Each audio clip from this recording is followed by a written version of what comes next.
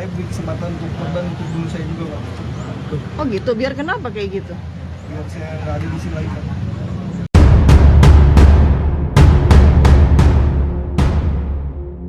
AAB berusia 23 tahun pelaku pembunuhan mahasiswa Universitas Indonesia sempat berpikir untuk mengakhiri hidup.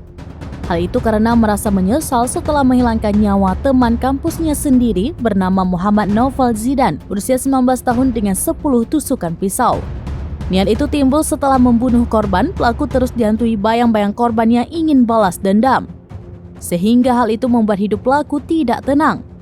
Pelaku juga mengandaskan niat untuk menjual barang-barang hasil rampasan dari korban seperti handphone jenis iPhone, MacBook, dan dompet.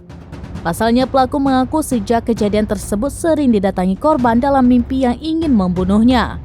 Kejadian pembunuhan terjadi pada Rabu 2 Agustus 2023 sekitar pukul 18.30 waktu Indonesia bagian Barat. Motif pelaku membunuh korban didasari pada keinginan menguasai harta korban. Pasalnya pelaku terjerat banyak utang karena terus merugi dalam bermain investasi online kripto. Kerugian pelaku mencapai 80 juta rupiah.